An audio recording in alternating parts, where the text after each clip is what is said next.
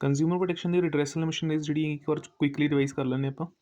3 ਤਰੀਕੇ ਦੀ ਰਿਡਰੈਸਲ ਮਸ਼ੀਨਰੀਜ਼ ਆਪਣੇ ਕੋਲ ਅਵੇਲੇਬਲ ਹੈ, ਡਿਸਟ੍ਰਿਕਟ ਲੈਵਲ 'ਤੇ, ਸਟੇਟ ਲੈਵਲ 'ਤੇ ਔਰ ਨੈਸ਼ਨਲ ਲੈਵਲ 'ਤੇ, ਠੀਕ ਹੈ ਨਾ।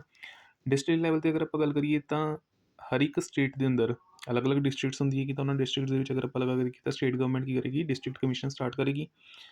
ਇੱਕ ਡਿਸਟ੍ਰਿਕਟ ਦੇ ਵਿੱਚ ਇੱਕ ਤੋਂ ਜ਼ਿਆਦਾ ਜਿਹੜੀ ਹੈਗੀ ਹੈ ਡਿਸਟ੍ਰਿਕਟ ਕਮਿਸ਼ਨਸ ਹੋ ਸਕਦੀ ਹੈਗੀ ਹੈ। ਡਿਪੈਂਡ ਕਰਦਾ ਕਿ ਆਪਣੇ ਕੋਲ ਏਰੀਆ ਕਿੰਨਾ ਬੜਾ ਹੈ ਡਿਸਟ੍ਰਿਕਟ ਦਾ, ਉਹਦੇ ਹਿਸਾਬ ਨਾਲ ਸਟੇਟ ਗਵਰਨਮੈਂਟ ਜਿਹੜੀ ਹੈਗੀ ਡਿਸੀਜਨ ਲੈਂਦੀ ਹੈਗੀ ਕਿ ਭਾਈ ਇੱਕੋ ਹੀ ਡਿਸਟ੍ਰਿਕਟ ਕਮਿਸ਼ਨ ਹੋਣੀ ਚਾਹੀਦੀ ਹੈ, ਇੱਕ ਤੋਂ ਜ਼ਿਆਦਾ ਹੋਣੀ ਚਾਹੀਦੀ ਹੈ, ਠੀਕ ਹੈ। ਉਸ ਤੋਂ ਬਾਅਦ ਅਗਰ ਆਪਾਂ ਲਗਾ ਕੇ ਦੇਖੀਏ ਤਾਂ ਮੈਂਬਰ ਦੀ ਕੰਪੋਜੀਸ਼ਨ ਕਿਸ ਤਰੀਕੇ ਨਾਲ, ਇੱਕ ਪ੍ਰੈਜ਼ੀਡੈਂਟ ਹੋਏਗਾ, ਇਸ ਤੋਂ ਇਲਾਵਾ 2 ਅਦਰ ਮੈਂਬਰਸ ਆਪਣੇ ਕੋਲ ਹੋਣਗੇ, ਇਸ ਚੀਜ਼ ਦਾ ਧਿਆਨ ਰੱਖਣਾ। ਕੁਆਲੀਫਿਕੇਸ਼ਨਸ ਕੀ ਹੋਏਗੀਆਂ, ਇਹ ਸਾਰਾ ਕੁਛ ਜਿਹੜਾ ਹੈਗਾ ਸੈਂਟਰ ਗਵਰਨਮੈਂਟ ਨੋਟੀਫਿਕੇਸ਼ਨ ਦੇ ਥਰੂ ਜਿਹੜਾ ਹੈਗਾ ਇਸ਼ੂ ਕਰਦੀ ਹੈਗੀ ਹੈ ਵੀ ਪ੍ਰੈਜ਼ੀਡੈਂਟ ਜਾਂ ਫਿਰ ਮੈਂਬਰਸ ਦੀ ਕੁਆਲੀਫਿਕੇਸ਼ਨਸ ਕੀ ਹੋਣੀ ਚਾਹੀਦੀ ਹੈਗੀ ਹੈ, ਰਿਕਰੂਟਮੈਂਟ ਮੈਥਡ ਕੀ ਹੋਵੇਗਾ, ਪ੍ਰੋਸੀਜਰ ਅਪਾਇੰਟਮੈਂਟ ਦਾ ਕਿਸ ਤਰੀਕੇ ਨਾਲ, ਆਫਿਸ ਕਿੰਨੇ ਟਾਈਮ ਵਾਸਤੇ ਉਹਨਾਂ ਨੇ ਹੋਲਡ ਕਰਨਾ ਹੈਗਾ, ਸਾਰਾ ਕੁਛ ਜਿਹੜਾ ਹੈਗਾ ਪ੍ਰਿਸਕ੍ਰਾਈਬ ਕੀਤਾ ਜਾਏਗਾ ਬਾਏ ਦਾ ਸੈਂਟਰ ਗਵਰਨਮੈਂਟ, ਠੀਕ ਹੈ ਨਾ। ਕਿਉਂਕਿ ਲਾਅ ਜਿਹੜਾ ਹੈਗਾ consumer protection act centre government ਦਾ ਪਾਸ ਕੀਤਾ ਹੋਇਆ ਤਾਂ ਉਹਨਾਂ ਦੀ ਹੀ ਨੋਟੀਫਿਕੇਸ਼ਨ ਦੇ ਅਕੋਰਡਿੰਗ ਜਿਹੜਾ ਹੈਗਾ ਸਾਰਾ ਕੁਛ ਹੋਏਗਾ। ਆਫਟਰ ਦੈਟ ਡਿਸਟ੍ਰਿਕਟ ਕੋਰਟ ਦੇ ਵਿੱਚ ਜਿਹੜੀ ਹੈਗੀ ਹੈ ਮੇਨਲੀ ਜਿਹੜੀ ਕੰਪਲੇਂਟਸ ਦੀ ਲਿਮਿਟ ਹੈਗੀ ਹੈ ਉਹ 1 ਕਰੋੜ ਰੁਪਏ ਤੱਕ ਹੈਗੀ ਹੈ, ਮਤਲਬ ਗੁਡਸ ਐਂਡ ਸਰਵਿਸਿਜ਼ ਜਿਨ੍ਹਾਂ ਦੇ ਉੱਪਰ ਕੰਪਲੇਂਟਸ ਆ ਰਹੀਆਂ having a value of less than rupee 1 crore, ਉਹ ਸਾਰੀ ਜਿਹੜੀ ਹੈਗੀ ਉਹ ਐਂਟਰਟੇਨ ਕੀਤੀ ਜਾਂਦੀ ਹੈ, ਠੀਕ ਹੈ। ਨੈਕਸਟ ਇਸ ਤੋਂ ਬਾਅਦ ਹੋਰ ਕੁਛ ਦੇਖਣ ਦੀ ਲੋੜ ਨਹੀਂ ਹੈ, ਸਟੇਟ ਕਮਿਸ਼ਨ ਦੇ ਵਿੱਚ ਆਉਂਦੇ ਆਪਾਂ।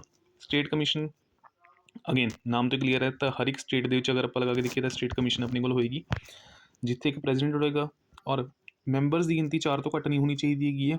ਕੁਆਲੀਫਿਕੇਸ਼ਨਸ ਵਗੈਰਾ ਸਾਰੇ ਮੈਥਡ ਆਫ ਰਿਕਰੂਟਮੈਂਟ ਸਾਰਾ ਕੁਝ ਜਿਹੜਾ ਹੈਗਾ ਸੈਂਟਰ ਗਵਰਨਮੈਂਟ ਬਾਈ ਨੋਟੀਫਿਕੇਸ਼ਨ ਜਿਹੜੀ ਹੈਗੀ ਜਾਰੀ ਕਰੇਗੀ।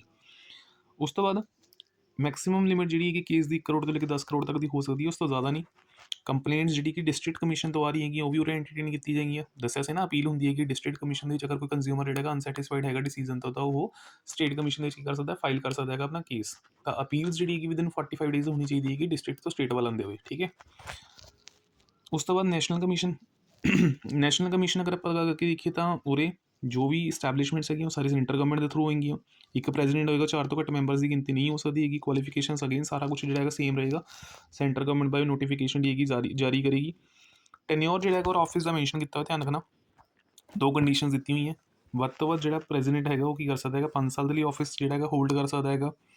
ਔਰ ਦੂਸਰੀ ਕੰਡੀਸ਼ਨ ਕੀ ਹੈਗੀ ਆਪਣੇ ਕੋਲ, in case of president age ਜਿਹੜੀ ਹੈਗੀ ਮੈਕਸਿਮਮ 70 ਸਾਲ ਦੀ ਹੋਣੀ ਚਾਹੀਦੀ ਹੈਗੀ। ਔਰ ਅਗਰ ਆਪਾਂ ਲਗਾ ਕੇ ਦੇਖੀਏ in case of any other members ਜਿਹੜੀ ਏਜ ਹੈਗੀ ਉਹ 67 ਈਅਰਸ ਮੈਕਸ ਹੈਗੀ ਹੈ। ਇਟ ਮੀਨਸ ਕਹਿਣ ਦਾ ਮਤਲਬ ਕਿ ਅਗਰ ਸਪੋਜ਼ ਕੋਈ ਵਿਅਕਤੀ ਜਿਹੜਾ ਹੈਗਾ 68 ਈਅਰਸ ਦੀ ਏਜ ਦੇ ਵਿੱਚ ਪ੍ਰੈਜ਼ੀਡੈਂਟ ਬਣਿਆ ਤਾਂ ਉਹਦੇ 5 ਸਾਲ ਦਾ ਪੂਰੇ ਹੋ ਨਹੀਂ ਸਕਦੇ, ਤਾਂ 70 ਸਾਲ ਦੇ ਵਿੱਚ ਜਿਹੜੀ ਹੈਗੀ ਉਹਦੀ ਰਿਟਾਇਰਮੈਂਟ ਹੋ ਜਾਏਗੀ। ਤਾਂ ਮੈਕਸਿਮਮ ਟਾਈਮ ਪੀਰੀਅਡ ਜਿਹੜਾ ਹੈਗਾ ਆਫਿਸ ਹੋਲਡ ਕਰਨ ਦਾ 5 ਸਾਲ ਦਾ, ਬਟ ਏਜ ਲਿਮਿਟ ਵੀ ਦੇਖੀ ਜਾਏਗੀ ਔਰ ਏਜ ਦੇ ਅਕੋਰਡਿੰਗ ਜਿਹੜੀ ਹੈਗੀ ਹੈ ਪ੍ਰੈਜ਼ੀਡੈਂਟ ਦੇ ਲਈ 70 ਈਅਰਸ ਹੈਗੀ ਹੈ ਔਰ ਅਦਰ ਮੈਂਬਰਸ ਵਾਸਤੇ ਕਿੰਨੀ ਹੈ 67 ਈਅਰਸ ਦੀ ਹੈਗੀ ਹੈ।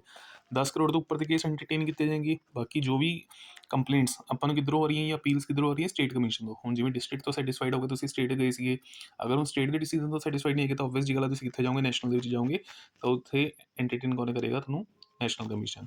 30 ਡੇਜ਼ ਦੇ ਵਿੱਚ ਵੀ ਜਿਹੜੀ ਅਪੀਲ ਹੈ ਹੋਣੀ ਚਾਹੀਦੀ ਹੈ। ਅਗਰ ਤੁਸੀਂ ਨੈਸ਼ਨਲ ਤੋਂ ਵੀ ਸੈਟਿਸਫਾਈਡ ਨਹੀਂ ਹੋ then you are going to the Supreme Court of India, ਠੀਕ ਹੈ।